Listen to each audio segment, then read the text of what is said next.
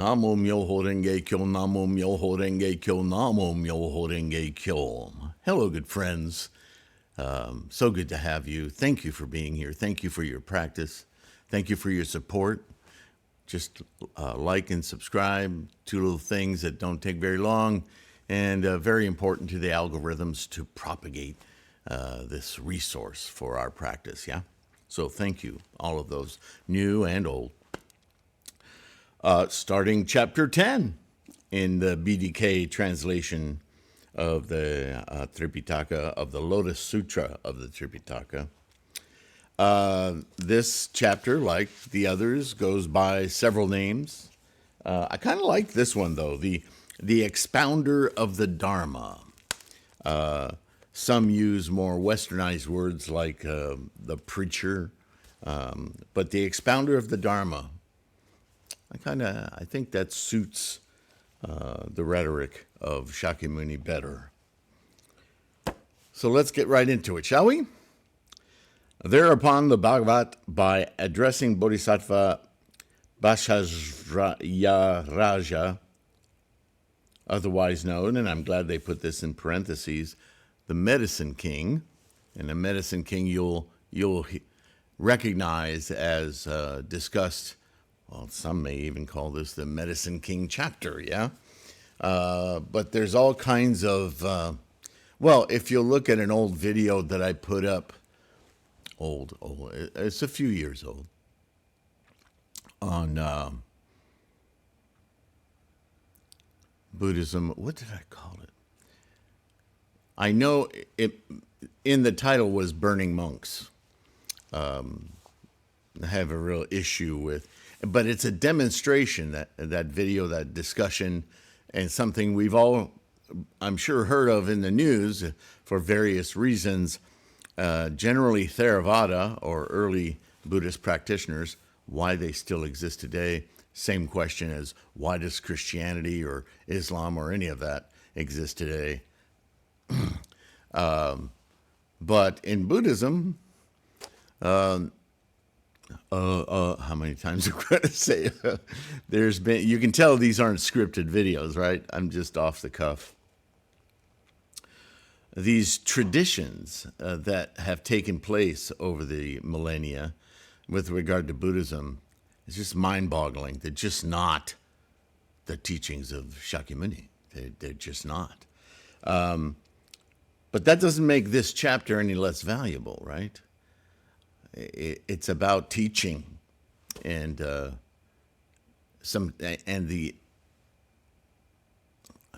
Ichinen, in the will, the volition, the desire, the determination to include this sector of our practice as fulfilling the completeness of Bodhisattva practice, right? So anyway, I haven't even finished the first sentence. Through him addressed 80,000 mahasattvas, saying, O Medicine King, in this assembly, do you see innumerable humans and non-humans, such as devas, nagas, kings, yakshas, gandharvas, asuras, garudas, kimnaras, mahoragas, monks, nuns, laymen, laywomen, those seeking the Shravaka vehicle, the Pratyeka vehicle, and the Buddha path, right? The three.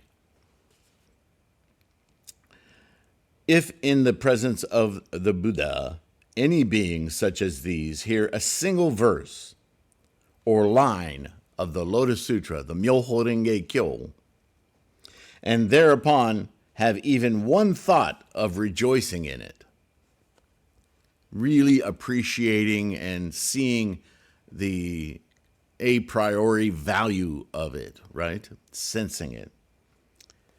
I will bestow upon them my prediction that they will attain highest complete enlightenment.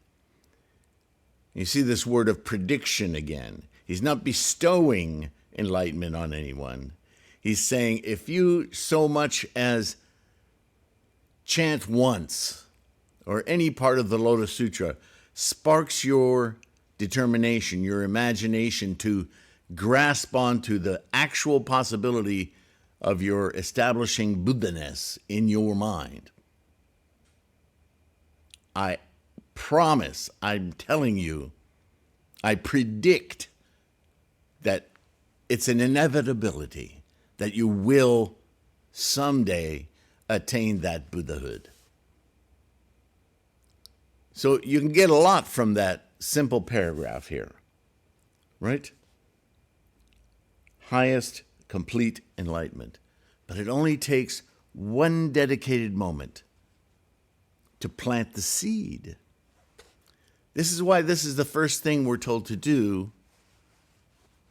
Nichiren exhorts us to chant that the moment someone expresses curiosity in Buddhism, how do we practice it correctly? What is Lotus Sutra Buddhism?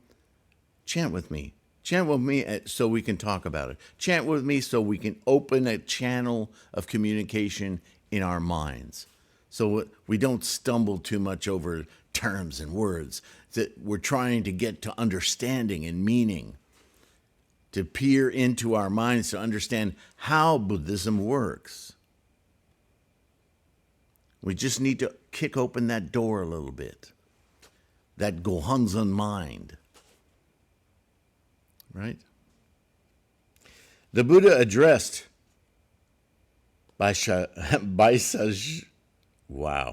Jaraja, saying, if after the parinirvana of the Tathagata, any beings hear the extinction of Shakyamuni, in other words, any beings hear even a single verse or line of the Myoho Renge Kyo, the Lotus Sutra, and thereupon have even one thought of rejoicing in it, I will bestow upon them the prediction that they will attain highest complete enlightenment. Repeating himself, right? Wants to make sure you understand that this is the method to self-enlightenment, the Myoho Renge Kyo. If there is anyone who preserves, recites, explains, or copies even a single verse of the Lotus Sutra, or who respects this sutra as if it were a Buddha, or who reverently offers it various flowers, perfumes, necklaces, fragrant ointments, scented powders, burning incense, canapes, flags, banners, clothing, canopies, I should say, clothing or music, or who simply honors it with his palms pressed together, hands folded. Know, O Medicine King, that this person has already paid homage to tens of myriads of kodas of Buddhas in the past because of the incredible fortune of encountering this teaching. It means you've already awakened in you some Buddha aspects, right? Even though they may be sleepy and not acutely aware, your innate tendencies, like all of us, have risen your curiosity, have piqued your... This is what has influenced, right, your karmic engine to witness, to encounter this teaching, this ultimate teaching, right? Such people have completed their great vow in the presence of all the Buddhas, and yet they have been born as humans out of their compassion for sentient beings. So, that great question, why am I here? One of the great questions. To be a Bodhisattva. For the very reason that you seek enlightenment, you, not being a separate entity, are here to influence others toward that same realization. O Medicine King, if anyone should ask you what kind of sentient beings will become a Buddha in the future, you should inform them that it is those of this kind who will definitely become Buddhas in the future. Those who resolve to, as he's saying, And this speaks, by the way, this is Shakyamuni, don't forget. Not Nichiren. I'm not saying Nichiren is different. I'm saying Nichiren takes it to our modern setting, right? So when Nichiren creates this mandala, what is he doing? What is he enacting? Exactly as Shakyamuni told, right? Preserves, recites, explains, or copies even a single verse of the Lotus Sutra. Well, look at that mandala. It's every important concept, personage, and concept, I've already said concept, idea, teaching, core stuff of the Myoho Geikyo, with the title right down the center. Nichiren was enacting, doing exactly as Shakyamuni was saying we should. That is one of the reasons that I make this mandala freely, not freely, but easily available. Right? Because there should not be any distance between your practice and Buddhahood. It shouldn't require of you to measure up to anything in order to get this mandala. The Gohonzon's in you. It's in your mind. It's already there. This mandala is an expression of homage, really, to the very teachings of the Lotus Sutra. To Buddha itself.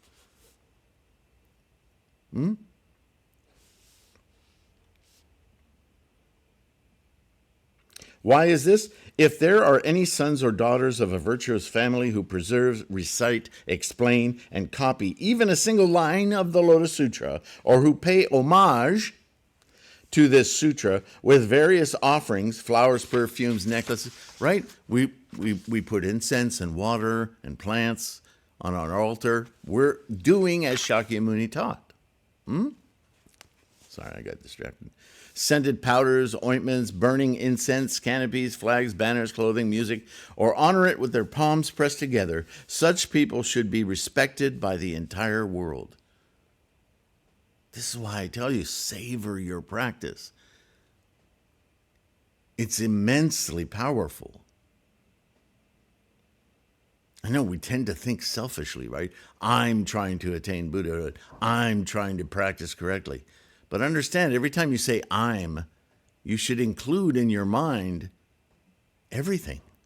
Certainly everyone. You are, in point of fact, chanting for the world, for every person, every sentient mind on earth. Not because you have some magical, power of telepathy, but because your life condition, as you instantiate every little bit of Buddha mind influence on your samsaric life, you are radiating that energy.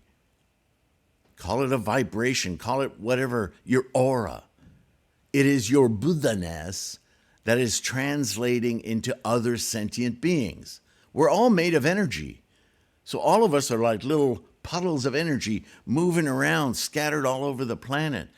How can we help but recognize each other's energy? Energy doesn't have personality. Your karmic freight train does, and it's being influenced by your Buddha-ness, that common thread that weaves through every little, I don't know, maybe you think puddle is a bad analogy, a ball of energy, if you will. Find an image in your mind that works for you. They should be revered the same way as the Tathagata is revered.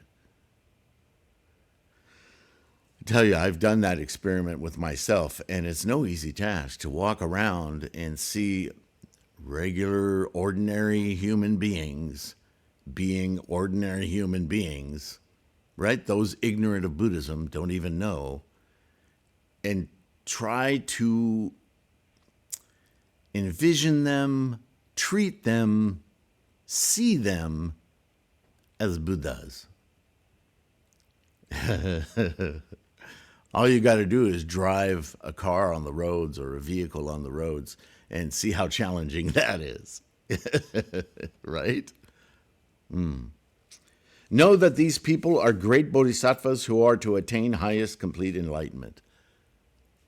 That's maybe a little bit easier. For me, it's a little bit easier to quickly, especially if somebody calls my attention to them for whatever reason, to immediately think to myself, they can do this. They may be able to do this faster and better than I am. Whew. Everyone has the potential to instantiate Buddha. Everyone. It tends to make your heart milder. But it requires awareness. It requires the much hackneyed term mindfulness. I don't like to use that term because it's been attached to so many weird things. But truly, to be mindful is to be aware of one's own Buddha potential and to bring it to the fore. And I'll tell you, the exercise of trying to see everyone around you as you navigate your day with that same potential, it's a real check on your practice. All right, let me go on here, like you're holding me back. Know that these people are great bodhisattvas who are to attain highest complete enlightenment. Out of their compassion for sentient beings, they wish to be born among them in order to expound and explain the Lotus Sutra far and wide. The Myoho Renge-kyo. How much more to be honored are those who completely preserve the entire sutra and pay homage to it with various offerings. In other words, those who actually practice. Not just those with the potential to do it, but those who actually act on it, right? Remember, everything's momentum. So if you're not acting on something, then what are you acting on? If you're not acting on your Buddhist potential, then what are you manifesting over and over and over and over, moment to moment to moment to moment? O Medicine King, you should know that after my parinirvana, my extinction, these people will set aside the rewards of their pure karma and be born in the troubled world out of their compassion for sentient beings. And in order to expound this far and wide, now, do you know what that means? Because that, if you're not keenly aware of Shakyamuni's teachings, you might be led to believe that that means that when you're not a human being, you're floating out there waiting for something to do. That's not what that means. That what it means is that Buddha-ness, the complete engagement and understanding of the cosmos and everything in it, is not a changing condition. The only thing changing in condition are human sentient minds. And so the very fact that we exist, that you and I are here on this planet that supports us being here until we exterminate it, I hope that doesn't happen, is here for our practice. Who am I? A bodhisattva. Why am I here? To be a bodhisattva.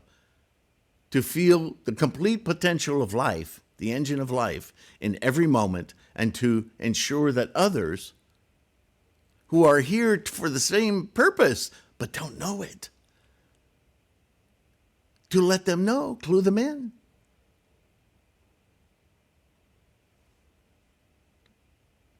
After my parinirvana, if there are any sons and daughters of virtuous families who expound even a single line of the Myoho Renge-kyo in private to even a single person, they should be acknowledged as the ambassadors of the Tathagata. Again, another way of saying bodhisattvas, yeah? They have been dispatched by the Tathagata and carry out the Tathagata's work. This isn't a military campaign. They've been dispatched by Buddha-ness. Buddha-ness itself is exhorting to you pass this on. Expand the knowledge of this. Let all that you know and meet in daily life, in samsara, learn and know this for themselves. That's what that means. As for those who extensively teach among the common people, know that they are yet greater ambassadors. Wow.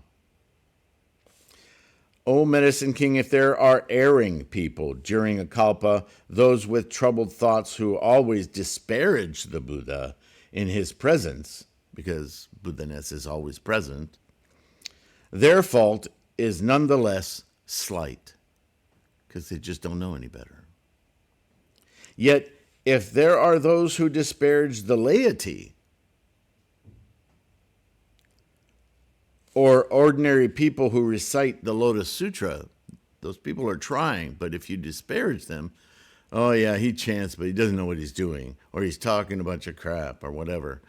You have to be careful about that. Because in their own way, they're going through their own exercise of clearing their minds. They will get there. That's already been said in this chapter, yeah? With even an evil word, a single evil word, she's a dummy. Their fault is extremely grave. In other words, if somebody's making the effort, whether they understand the effort, right, or they try to tell other people about it, but they say a bunch of nonsense, our responsibility as co-Buddhists is to help them, correct them, right? It doesn't mean you can't be stern, but if you're spouting evil, in other words, disparaging, getting in the way of others discovering Buddhism, what you're doing, instead of saying anything about that person, first of all, just plain common sense, is you're explaining to someone or someone's how intolerant you are. See, what comes out of your mouth is about you, not who or what you think you're talking about. And anyone who's around Buddhism or trying to find out about it is going to interpret you and hear you that way. My contention is that's life. That's how samsara works. We think we're talking about so-and-so or this and that. What we're really displaying is our opinion, our way of thinking, the way we see others. And you're telling somebody who you should be inspiring toward Buddha-ness that you're an intolerant person, and that may backfire on them. They no longer want to be around you because they could be next in line for your vitriol. Yikes. But in the context of Buddhist practice, Shakyamuni is saying, you can disparage Buddha-ness all day long. Again, it just makes you look like a fool. But if you disparage or put down someone who's practicing to discover their Buddha-ness, that's a much, much deeper offense. Because Buddha is, you can insult Buddha all day long. Buddha's like, that's your nature. Doesn't affect, doesn't influence Buddha. But somebody who's struggling to find Buddha-ness within themselves, and you step in and, right, you could turn them away, prevent them from their enlightenment. What the hell is that? See, that's a much greater offense, right? Again, it's okay to correct someone. It's okay to talk to somebody who knows that somebody and has misinformation and correct them. Better yet, if you're going to correct them, make sure you can get together with the source and correct everyone, have a debate about it, talk about it, resolve it, right? That's the way forward.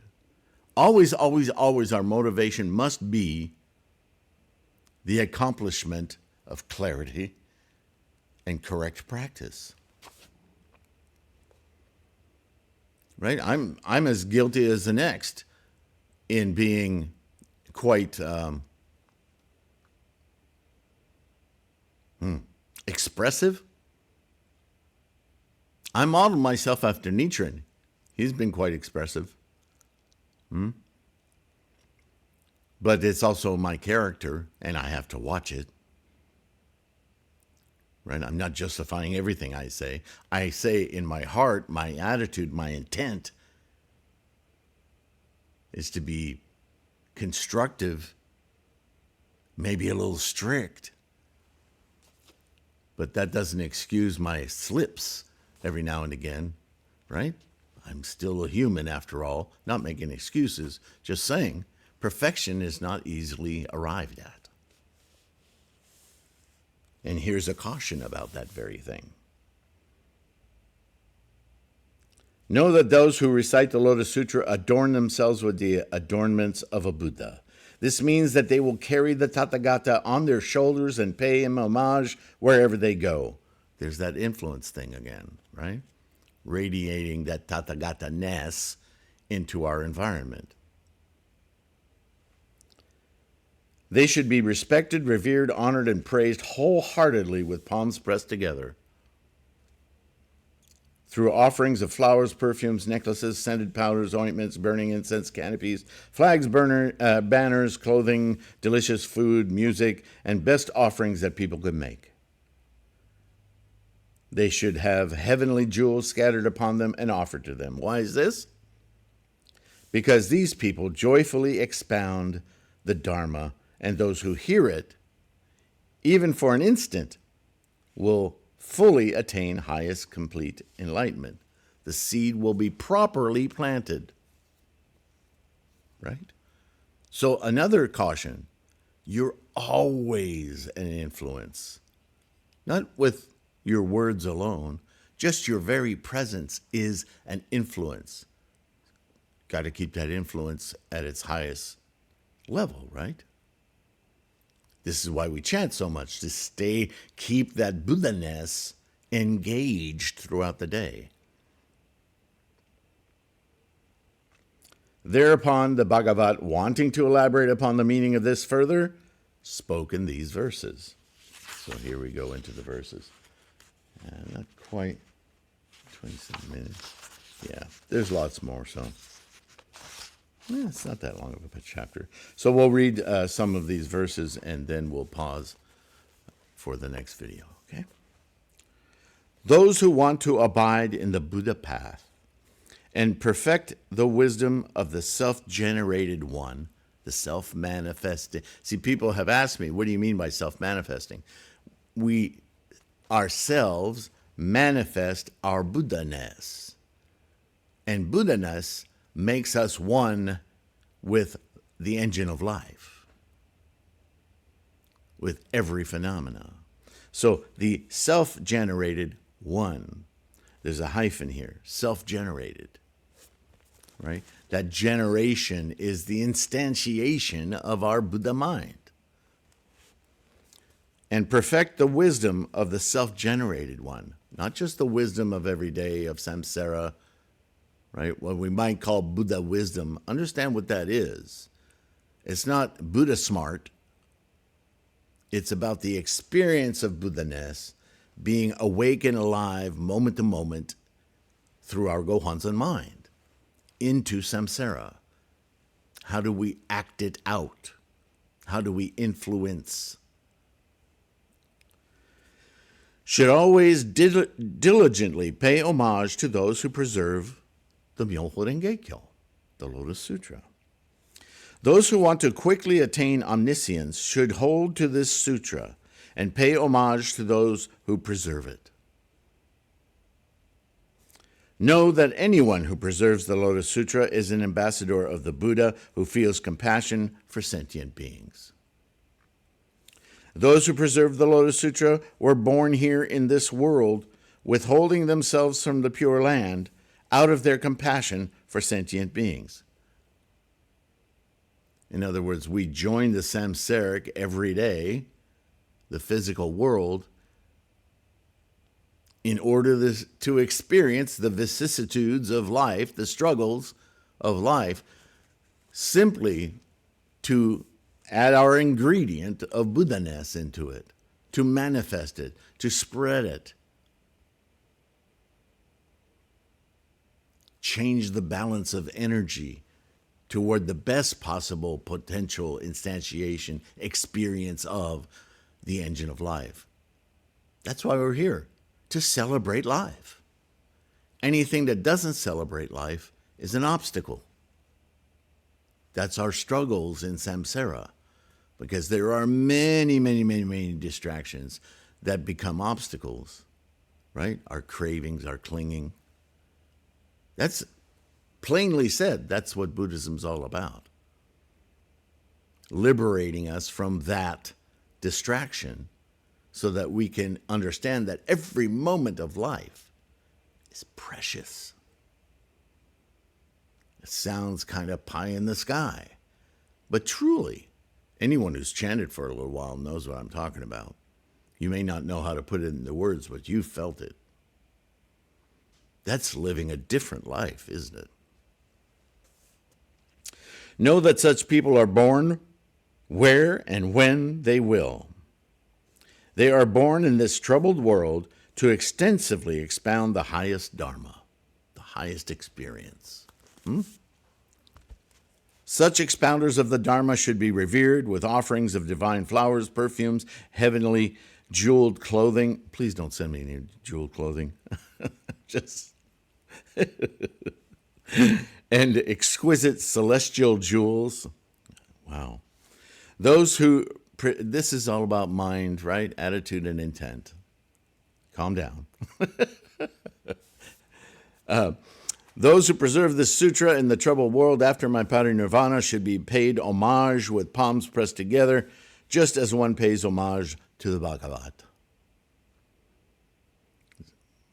This is how we should treat one another, with this great appreciation and recognizing our Buddha nature.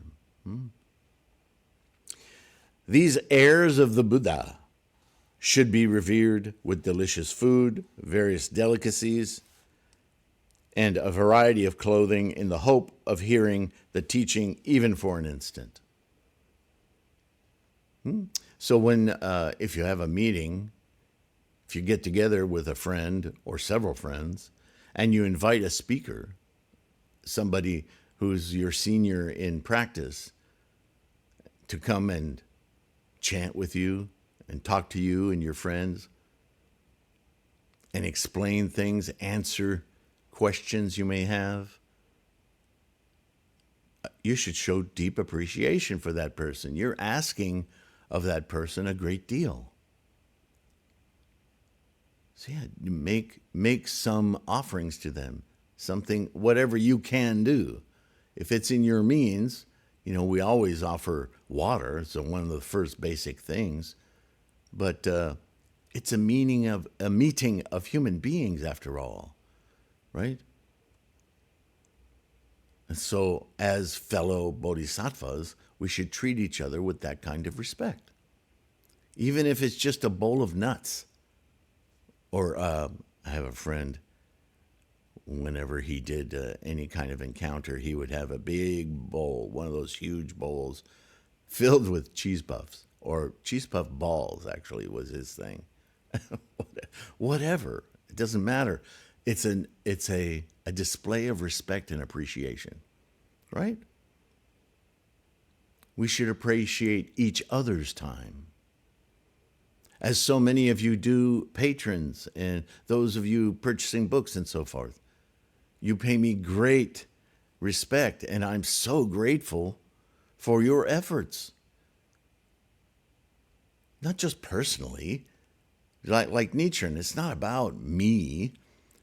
It's about the amazingness of this teaching, right?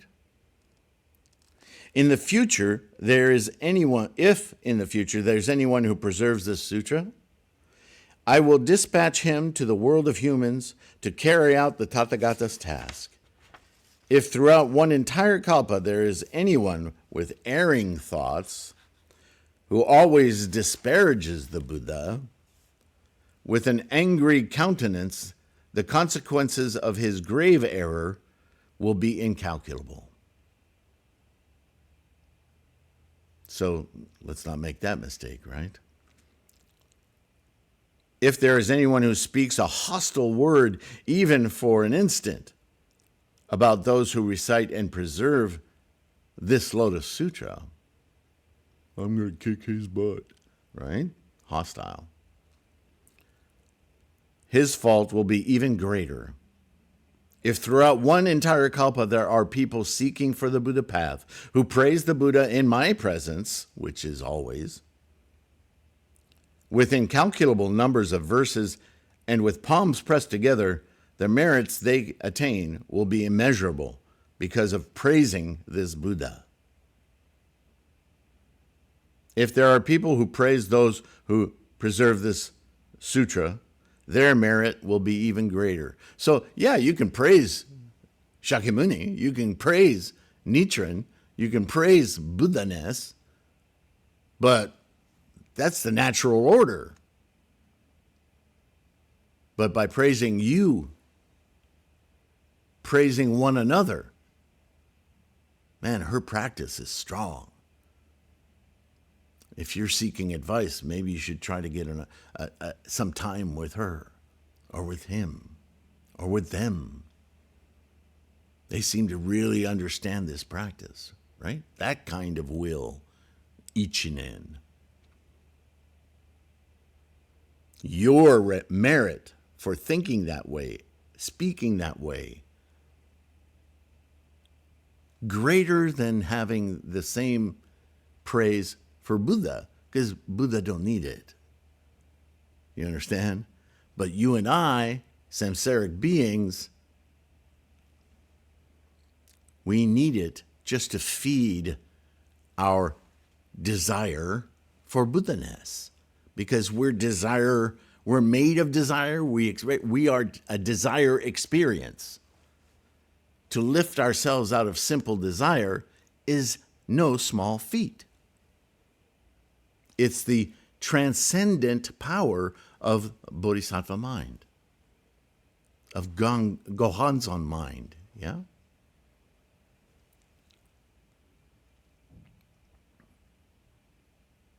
You must pay tribute to those who preserve the sutra throughout 80 kotis of kalpas with the best objects, sounds, fragrances, flavors, and materials. In other words, it takes time. You have to make effort, right? That effort always extends the experience of time. And who doesn't want to live longer? It may not calculate in numbers of years or moments, but the experience, right? What do we mean when he says she lived a full life? Rather than a life cut short. See, we intrinsically know this weird sliding scale of time. But Buddhism is focused on it. That's part of what we mean when we say living a full potential of our lives.